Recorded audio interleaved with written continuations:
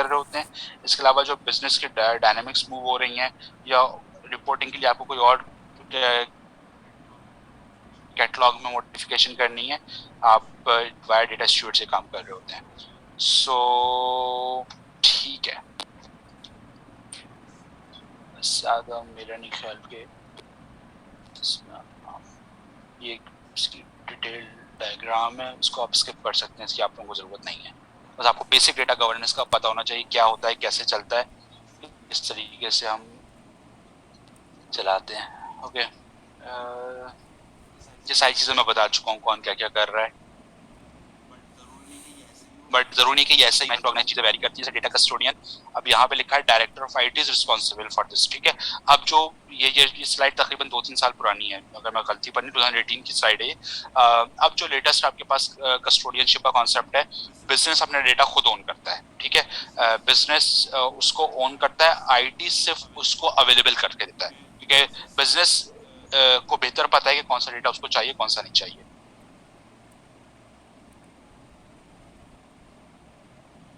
ठीक है जी, that's it. So that's it, that's all about the discussion which is related to data governance. यहाँ तक किसी का कोई क्वेश्चन, मैंने इसको थोड़ा क्विकली किया because it is not that much relevant, इतना हमें इसको डीप में जाके नहीं करना, बट आपको आइडिया जरूर होना चाहिए because data governance is very much integrated with data analytics. तो आपको पता होना चाहिए पीछे गवर्नेंस का स्ट्रक्चर क्या होता है, टीम क्या होती है, मेटा डेटा कैसे मैनेज होता है, स्टूडेंट्स क्या कर रहे होते हैं, कैटलॉगिंग क्या होती है, और उसकी बेस पर फिर हम आगे रिपोर्टिंग और डैशबोर्डिंग कर रहे होते हैं। राइट, कोई सवाल किसी के जहन में यहाँ तक?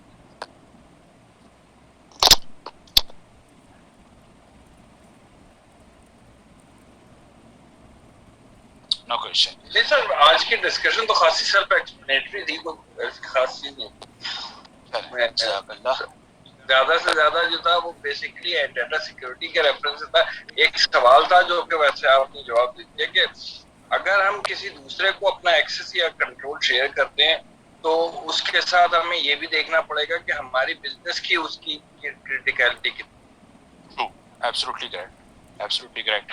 सो राइट, सो यहाँ तक आने के बाद हम कंप्लीट कर चुके हैं डेटा गवर्नेंस, डेटा सिक्योरिटी को। ये आज का मेरा टारगेट था और ये हमने कंप्लीट कर लिया अल्हम्दुलिल्लाह। अब before closing this session 2-3 important चीजें जो मैं जरूर डिस्कस करना चाहूंगा। नंबर 1, अगर आप सब लोगों को लगता है कि हमें किसी टॉपिक पे मजीद डिस्कशन करनी है या किसी चीज़ पर हमें और एडवांस डिस्कशन की रिक्वायर्ड है, सो मुझे बता दें। बाय द वे, मुझे कंफर्म करता है आपके एग्जाम्स कब से स्टार्ट होने, नेक्स्ट वीक है या नेक्स्ट टू नेक्स्ट वीक है? Next to next week. Next to next week, जिसका हमारे पास अगला वीकेंड है, राइट। सो अगर आप लोग चाहते हैं कि हमें किसी टॉपिक पर दोबारा करनी है, कोई डिस्कशन या कोई भी चीज़ करनी है, तो आई एम अवेलेबल। हम अगले वीक में भी एक सेशन रख सकते हैं। और जो अब तक की अपडेट्स हैं, अगर सब चीज़ें इंशाल्लाह नॉर्मल रहती हैं और चीज़ें रिज्यूम हो रही हैं, तो मुझे एग्जैक्टली नहीं पता कि क्या एग्जैक्टली इस वक्त गवर्नमेंट ऑफ सिंध के डायरेक्टिव हैं और हम फिजिकल जा रहे हैं अगले हफ्ते यानी कल से कि नहीं। बट अगर हमारा अगला कोई भी सेशन होगा इंशाल्लाह I will prefer a physical session, ताकि हम क्लोजिंग सेशन कर रहे हो फिजिकल मोड में। अगर क्लास का कंसेंसस होता है और सब लोग एग्री करते हैं कोई फिजिकल सेशन के लिए, ठीक है। नंबर 1, अब आते हैं जी एग्जाम पर। सर एक चीज मुझे ऐड करनी थी, शामिल नाम है प्लीज। सर अगर नेक्स्ट हमारे पास जैसा आपने बोला कि we still have one extra class left, so if you can discuss some more advanced Power BI concepts or perhaps some other business analytics software. So I think for the sake of learning that would be good for the entire class. Okay. So sorry, इसमें मैं add on करना चाहूँगा। शुरू में आपने ये बताया था, कहा था कि हम लाइव डाटा से कैसे पावर बीआई को अपडेट करेंगे वो भी बताएंगे। आई मीन डायरेक्टली सैप से अगर डाटा सीएसवी फाइल से उठानी है, ये क्या करना है। सही तो सही। वो ये 2 चीजें शायद मिसिंग। ओके, चलें ठीक है। तो मैं यहाँ पे फिर रिक्वेस्ट ये करता हूँ कि आप लोग मैक्सिमम कल तक अपने पॉइंट्स इस तरह से कंसोलिडेट कर लें, ठीक है। और मैं रिपीट करता हूँ कि as per official schedule, as per communicated schedule, आज जो हमारा session it is our last session. जो हम अगले हफ्ते प्लान कर रहे हैं it will be an additional session इंशाल्लाह, ठीक है। और बट आई एग्जैक्टली वांट कि अगर आप लोग आए इस कोर्स में, आपने टाइम लगाया तो आप कुछ सीख के जाएं, कुछ लेके जाएं यहाँ से। सो उसके लिए मुझे अगर एडिशनल क्लास भी करना पड़े तो I would love to do it. हम बिल्कुल अगला एक सेशन प्लान कर सकते हैं। उसमें बस रिक्वेस्ट होगी आप सबसे कि एक जगह पे कंसोलिडेटेड जो आप लोग एक्सपेक्ट कर रहे हैं अगले सेशन में वो लिख लीजिए कहीं पर और मुझसे शेयर कर लीजिए। मैं इंशाल्लाह अगले सेशन को प्लान कर लेता हूँ, तो मुझे भी थोड़ा सा प्लानिंग करनी पड़ेगी अपने लेक्चर की, क्या चीज़ कितनी देर में मुझे कवर करनी है, और हम उसको अगले हफ्ते में कर लेंगे, ठीक है। सो उसमें आप सब लोग एक जगह पर जॉइंटली सारे पॉइंट्स नोट कर लें, बिकॉज और भी लोगों के जहन में सारी चीज़ें हैं तो हम सर से देख सकते हैं। अच्छा, मेरे पास अभी एक पॉइंट आ रहा है, but educational institutions will remain closed. Okay, चलें, लेट्स सी के क्या होता है, किस तरीके से होता है, अल्लाह मालिक आफियत करेगा। अच्छा, कमिंग बैक, हमारे पास when it comes to final exam थोड़ा सा डिफरेंट होगा आपके जो जो जो मिड टर्म था। Final exam is now more tangible. इसमें अब जो आपने पावर बीआई में लर्निंग की थी वो मैटर करेगी, ठीक है। और अगर मुझे नहीं पता फाइनल एग्जाम ऑनलाइन होगा या फिजिकल, अगर तो ये ऑनलाइन हुआ तो ये कंप्लीट पावर बीआई बेस्ड होगा, कंप्लीट पावर बीआई बेस्ड, ठीक है। और अगर ये फिजिकल होगा तो फिर ये कॉम्बो होगा दोनों चीज़ों का, ठीक है। तो बट ये टेंजिबल होगा, ये शायद सिनेरियो बेस्ड हो, और ये एनालिटिकल होगा, ये it's more towards your analytical skills, ठीक है।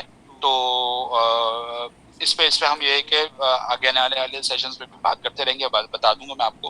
बट अभी तक तो मुझे मेरे लिए भी ग्रे रीजन है कि मैं ऑनलाइन मोड पे जा रहा हूँ या फिजिकल, तो ऑनलाइन में, लेकिन आई एम श्योर वो प्योरली पावर बीआई बेस्ड होगा। ये तो कोई कुछ बात हमारी फाइनल एग्जाम की, ठीक।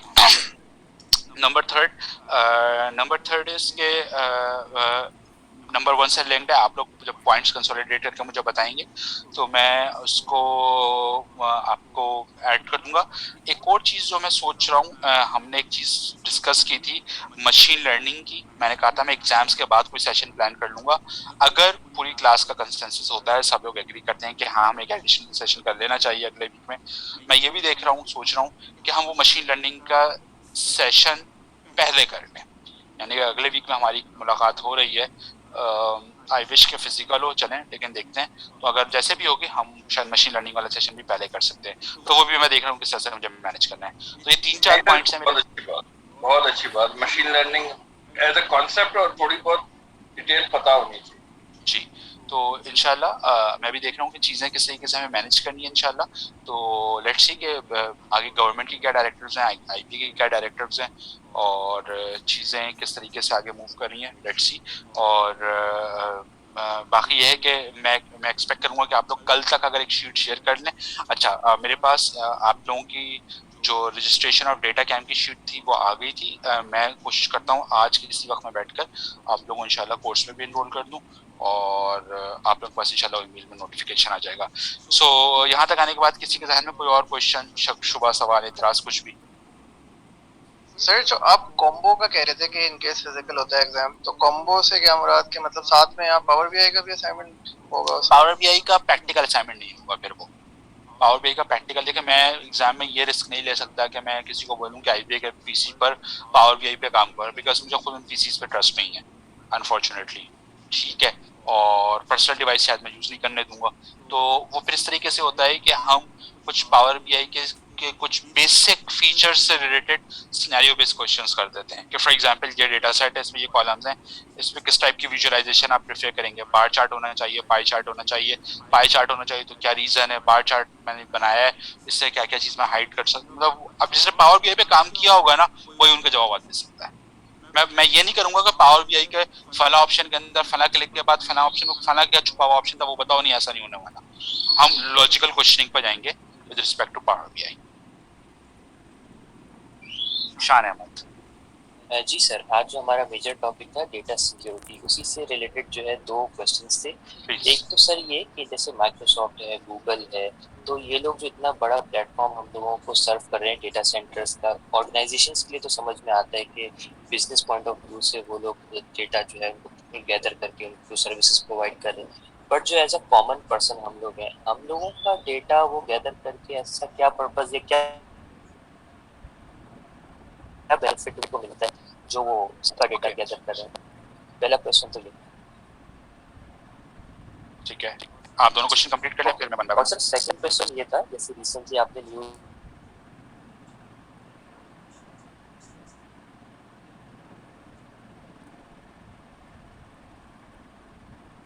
वो सामने सुन भी लिया, मोबाइल का माइक्रोफोन ऑन करके, इवन वो कैमरा भी ऑन कर देते हैं। और कुछ ईयर्स पहले एक बहुत वायरल हुई थी गूगल पे पिक्चर जो फेसबुक के मार्क हैं, उन्होंने अपने लैपटॉप के वेबकैम के ऊपर टेप लगाया हुआ था, इवन माइक के ऊपर टेप लगाया हुआ था। तो इस तरह की सिचुएशन में जैसे हमें पता नहीं होता कि कौन सी एजेंसी कब आके एक्सेस कर ले वो मोबाइल फोन को, उसका कैमरा ऑन कर ले और माइक्रोफोन ऑन कर ले, तो उससे कैसे प्रोटेक्शन की जाती है या नहीं की जाती? फर्स्ट क्वेश्चन, उनको हमारा डेटा एक्सेस करके क्या फायदा होगा? बेसिकली वो सिर्फ डेटा एक्सेस, वो आपका थॉट प्रोसेस क्रिएट कर रहे हैं, वो आपकी पब्लिक ओपिनियन सेट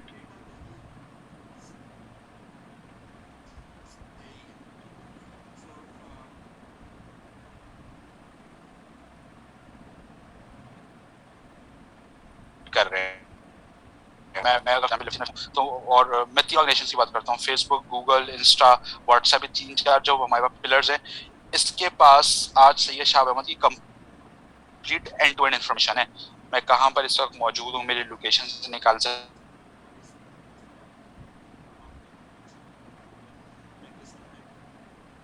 हैं।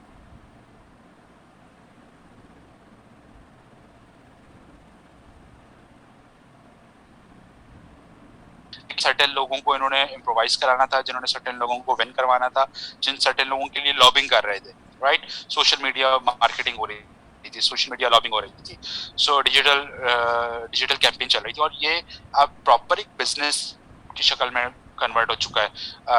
कराची से ही सर्टेन लोग थे, सर्टेन एमएनए थे, एमपीए थे, जिन्होंने करोड़ों रुपए दिए सर्टेन डिजिटल एजेंसीज को और अपनी लॉबिंग कराई कि उनके क्लिप्स छोटे छोटे 1-1, 2-2 मिनट के वो ऊपर आए, वो ट्रेंडिंग में आए, लोगों के पास वो ऊपर सजेस्टेड पोस्ट में नजर आ रहे हो, ठीक है?